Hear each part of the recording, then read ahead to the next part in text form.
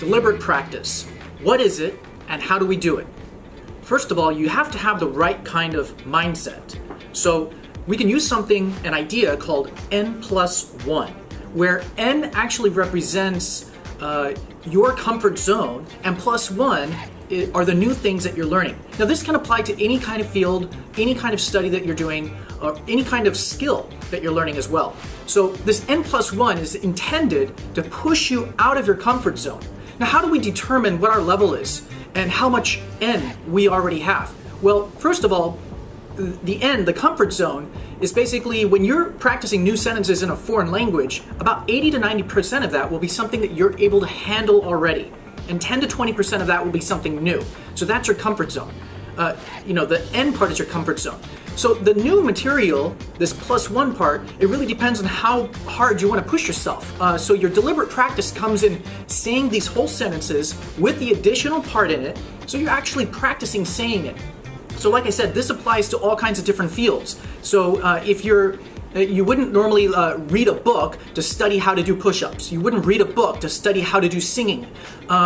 You could read a book after you have already gained the basic skills. And so this is kind of like the grammar of those skills. The grammar of singing or the grammar of sports and athletics. You can do that after you've already started and you've basically got up some of those abilities to refine your movements so that you become an even better competitor. So that's what we would make the contrast with learning languages.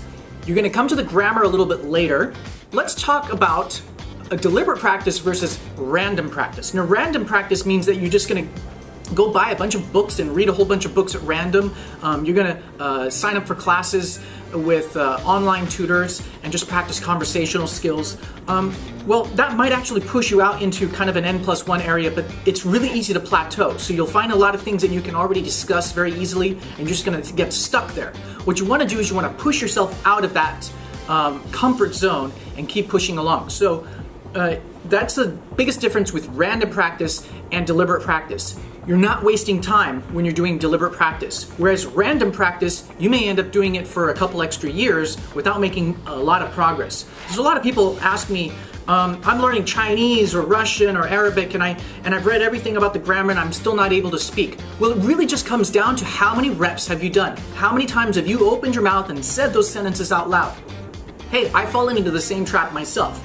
But it really comes down to, hey, how many reps have I done? Not enough. I've only got 10,000 or 20,000 reps, and I should be somewhere around 40 or 50,000 before I start questioning why is my ability not there yet. So go ahead and do your reps. Remember, if something doesn't challenge you, it's not going to change you.